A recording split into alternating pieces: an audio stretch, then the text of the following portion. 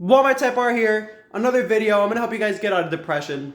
I've dealt with depression many times in my life, and it's not fun. Suicidal thoughts, depression, just sadness and gloom. Gloom is when you're in the mindset of just sadness, but you're not feeling sad. You're just roaming in gloom, and you're. It's considered in a sad way, but you're not feeling the emotion of sad. You're just feeling miserable. But I don't know how I'm gonna start this video. I'm kind of winging it to a vlog style video.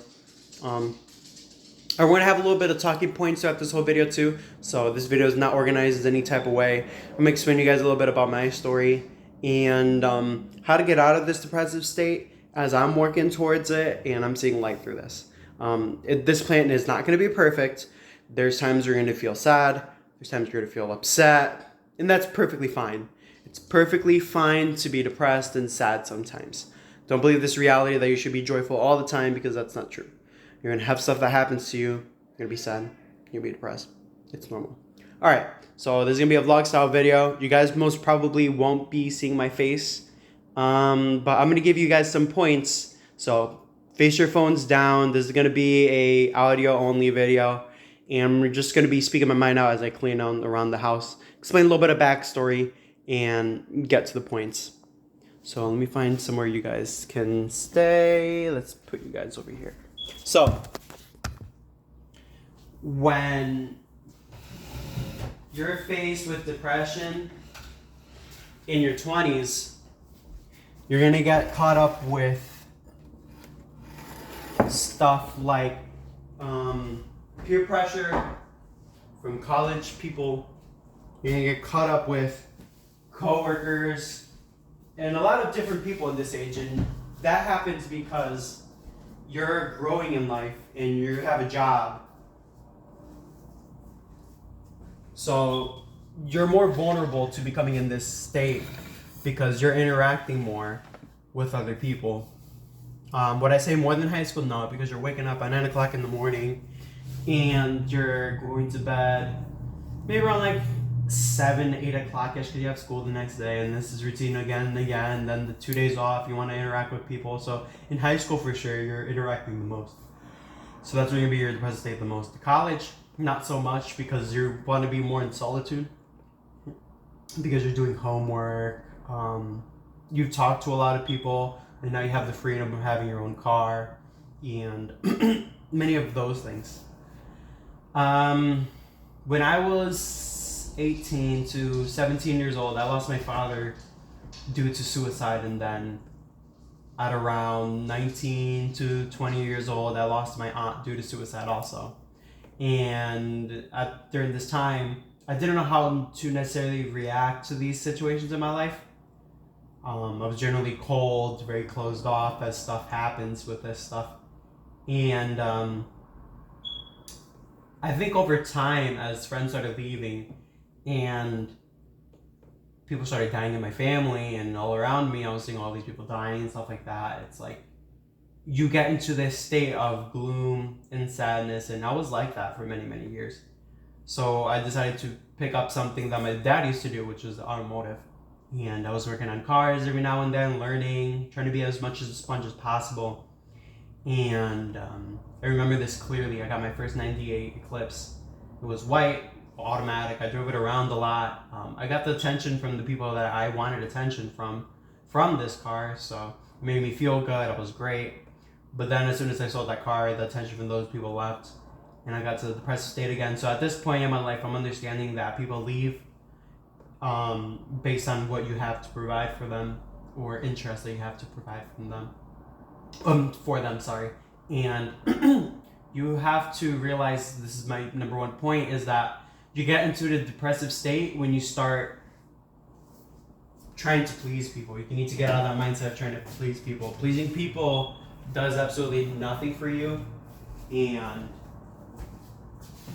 if you get used to this over time, you're going to be in a mindset of a people pleaser.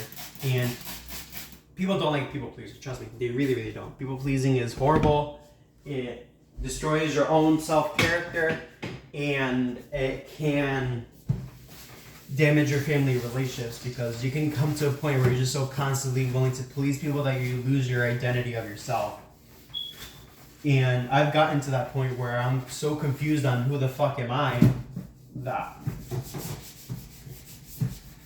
I end up self-isolating, you know? I end up self-isolating myself and being stubborn on what to listen to, what not to listen to.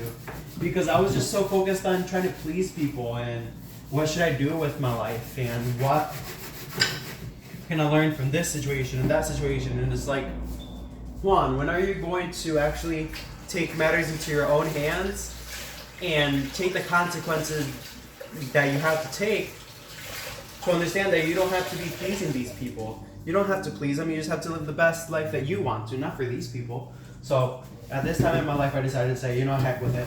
I sold the car. The car was giving me a lot of issues. It was burning coolant.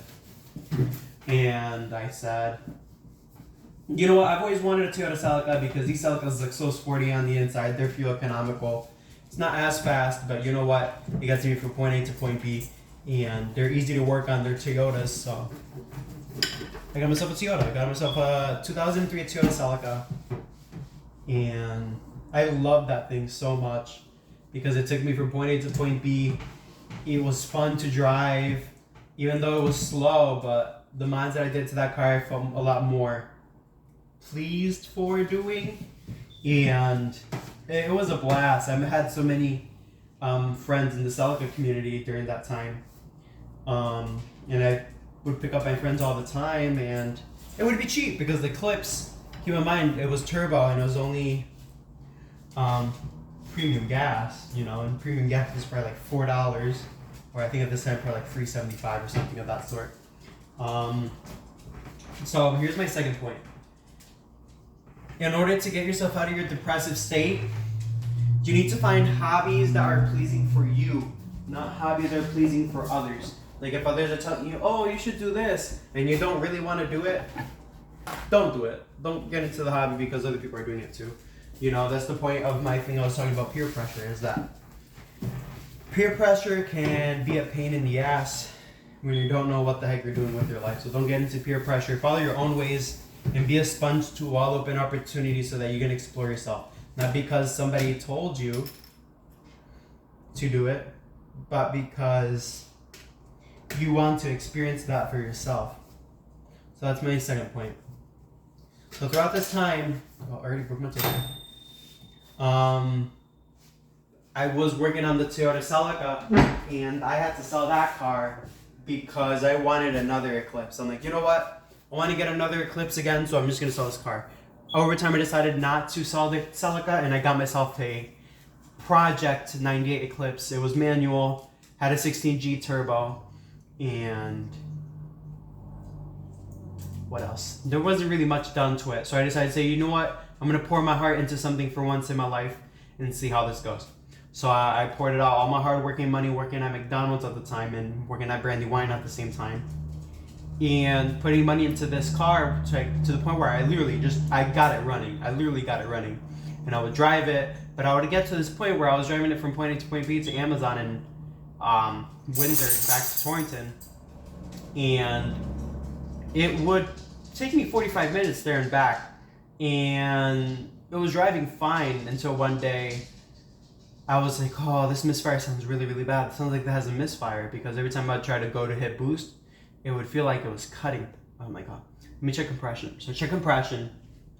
And in cylinder 1, it was reading 30, and then the rest were like regular 180, 180, 180 or something like that. Compression on a car is how powerful that engine is. And if there's no compression on one of the cylinders, you basically have to rebuild the engine and take apart the head, put new pistons, put new rings, obviously rehome the block, and all this other fancy stuff that you have to do. Very, very pricey, by the way. So I was working at McDonald's in Brandywine at the time, and obviously I couldn't afford to rebuild the engine, so I sold that car. I did so much work to that car and learned so much. I learned a lot from that car, which leads to my third point, is self-isolate yourself to avoid depression around people,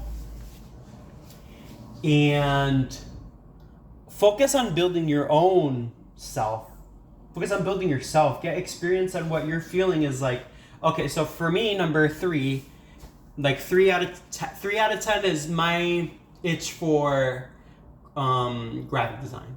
So what I'm gonna do is I'm gonna practice how to edit photos, how to edit videos, how to design logos, how to make text twist, stuff like that.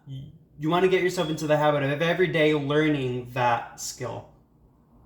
And just keep on learning. Because most of the reasons why you're depressed is because you feel like you have nothing that you're achieving, or there's something that you've been putting on the back burner for a long time that it's been so long that you're just sad that you can't finish it. So my advice to you is to get back on that train and to finish those things, finish those things. Finish those things one by one. Don't try to do 1 and 2 together. Don't try to do 1, 2, 3 together. No, do one. Just do one thing. Finish that drawing, then move on to the next one. Make a YouTube video, then move on to the next one. Make a magazine, and then start that process over and over again. But this story that I'm telling you right now, at this point in my life, I'm like, I dropped so much money in this car, now I have to sell it.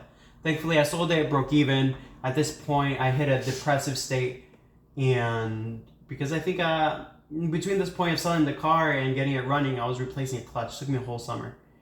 And my parents were getting mad because I was trying to replace the clutch in the middle of their driveway, and they were getting pissed off because they needed to put their car there. They couldn't leave it on the road in the middle of the winter. So I'm trying to rush to put this car back together, but there's so many days that it's raining outside, so I had to put it back. It was just a pain in the ass. So I put it back together, and the car wouldn't go into gear, and I was just super frustrated and couldn't understand it. Anyhow, I woke up that day when I sold the car, and I remember that night, actually, it wasn't the day, it was the night.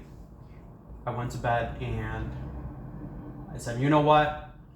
I can't be crying about my ex-girlfriend, and I can't be crying anymore about this previous high school crush that I had for a very long time. And I need to find something meaningful for myself. I need to find meaning in myself, because now I don't have anybody. The car that I absolutely love, I have to get rid of it. And I hate the jobs I used to work at that time. I really didn't want to go into work either. So that mindset is really boggling, especially when you're trying to save up money to move out, get your own spot. That time it's bad. And then I realized the bed I was sleeping on had bed bugs. And it's just small little inconveniences that added on to a big inconvenience. And that frustrated me. So I woke up that day and I said, you know what? My life has to change. I decided to bulk up, gain mass. I was 150 pounds, 145, 150, something like that. And I decided to bulk up. Throughout the years, I decided to do protein powders. No, I think it wasn't protein powders. It was oatmeal, cheap meats, so like your McDonald's sandwiches. I was bulking up on those. And what was I drinking? I think it was probably protein powder I was probably drinking at the time. And then shakes and stuff like that. And then I was really bulking up. And I said, you know what? I really need to start hitting the gym now and start finding my muscle definition and getting some muscle on me, because I was scrawny back then. And working on cars and carrying transmissions, I was too scrawny to pick up a transmission. I was really too scrawny. At this point, I'm probably like 22, and I started hitting the gym and finding purpose for my own life. I pushed away people that were really pushing me down, which leads me to the 4th point of, you need to find people that bring you life. You need to find people that give you purpose. Don't be around people that are always bashing you, upsetting you all the time, trying to make you mad and trigger you all the time. No, you need to be around people that are, hey, Jason, or hey, Juan, or hey, John, I see that you're doing something wrong. Let me teach you how to do it, because I've been through this before, so I want to teach you how to do it. Hey, John, hey, Juan, I have noticing that you've been doing a really good job working on that car, and it looks amazing. Good job, Juan. I really appreciate the work that you do, because you're really putting in the hard work on that car. That's awesome. And then they give you a pat in the back. You need those people around, but people that are willing to criticize you when it's needed. Like if I'm smoking and he knows that it's bad for me to smoke, you need those people to tell you, hey, you shouldn't be smoking. It's probably bad for you. Let me give you a couple of recommendations on how to quit. You know, those type of people, because they're great, and when they can slap you in the hand to tell you no, stop.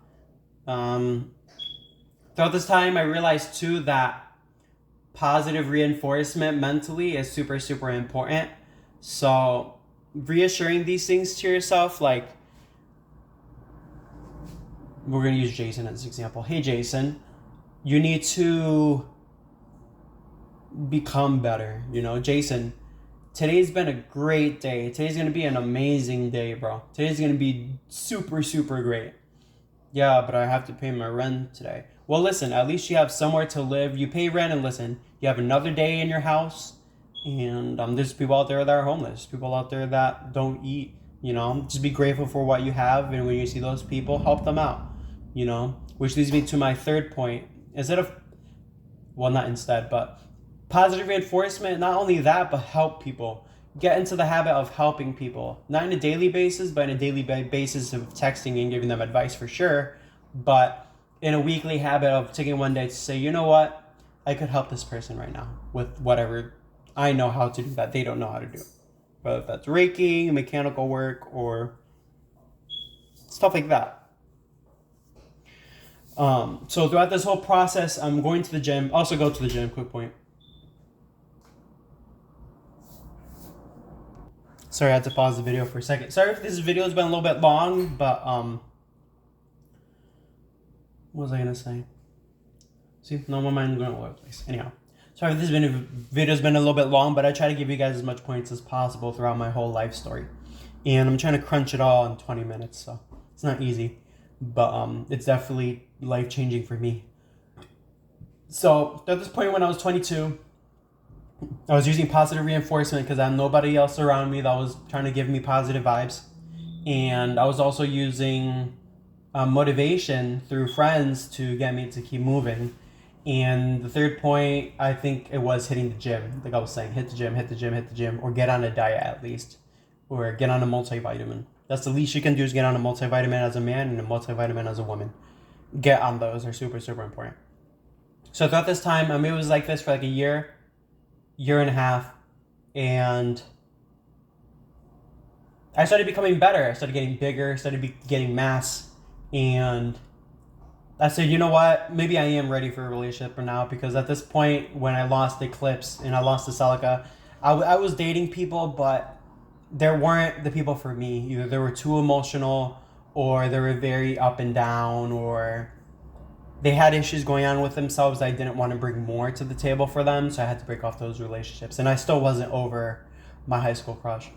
So I started hitting the gym. Throughout this time, I found somebody. I dated them maybe for about a couple of months. I think it was getting close to a year.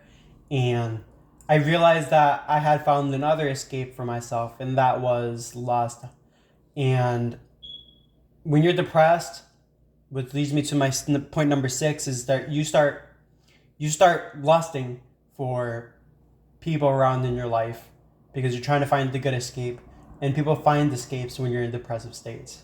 You start smoking, you start drinking, you start lusting. You know, some people might watch the website, some people might find date partners and get multiple date partners to cut those addictions off. And I want to tell you, in the depressive state that you're at, don't get into vices, because they will transfer over, just like money to one card to another.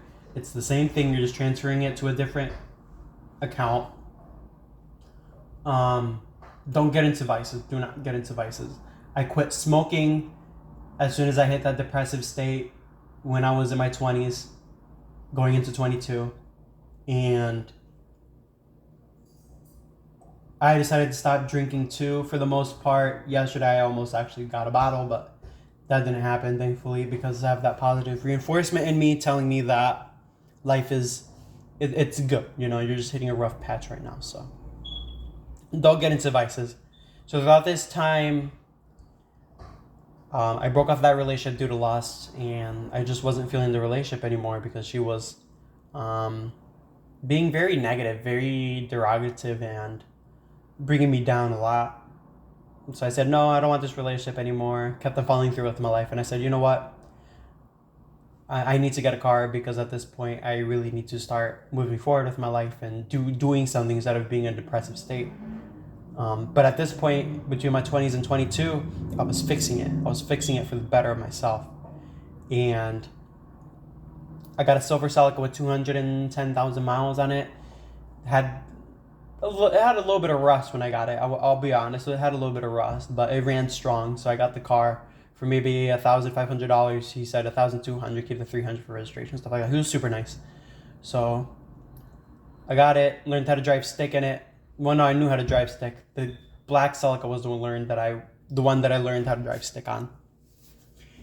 And I got this car. I did so much to this car. Headlights. I don't think I did an intake. I did stickers all over. I got wheels. I rolled the fenders. I got an exhaust on it. I swapped engines. I put a new clutch in it. I did so much to this car. And I realized that my experience had been paying off at this point. And I was so thankful that I wasn't in that depressive state where I was just slouching around all the time. And I was thankful, truly, truly grateful. So, I'm trying to recall the whole story. So at this point, I found the person that I'm currently dating now for the past 5 years that I am considering long-term with this person. And you guys have seen her in a couple of my YouTube videos, and that's the person I'm dating super, super long-term. And it hasn't been a perfect relationship. It hasn't been a bad relationship. It hasn't been an amazing relationship, you know. You're going to have your ups and downs, and I realize that's normal in a relationship to have ups and downs. It's fine, you know, especially something long-term. That's most definitely going to happen. And this relationship's taught me a lot for our personal growth and motivation for myself. And leads me to point number 7 is realize when you're doing well to be thankful, to be grateful when you find that exit out of your depression. Be grateful that you found an exit.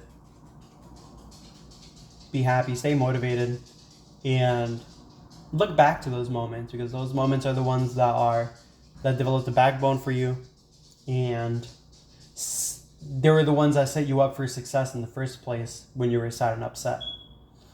And look back to those people that helped you through and thank them for that. Thank them personally too. Even if you text them through text too, and thank them for that.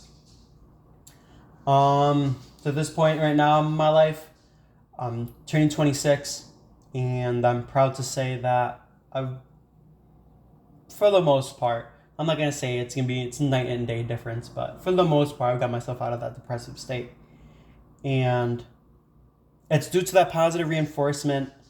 Most of the time, it's due to keeping up with my hobbies, finding work that's meaningful. Don't find work just to work and make money. No, find work that's meaningful if you have the opportunity to. If you're in a struggle and tight situation for money, I understand that. Keep that job, make your money. But as soon as you get to a comfortable spot where you have enough money saved and you can wiggle around a little bit for the next couple of months, then find that job that's meaningful for you and find your purpose in life, because that'll get you out of that depressive state. Find people that give you purpose, and never forget those situations that came in your life that set you up for success, and thank those people for that. Last but not least, thank God for those stuff too. As a Christian man that I am today, not perfect at it. I want to say that finding God definitely got me out of that state.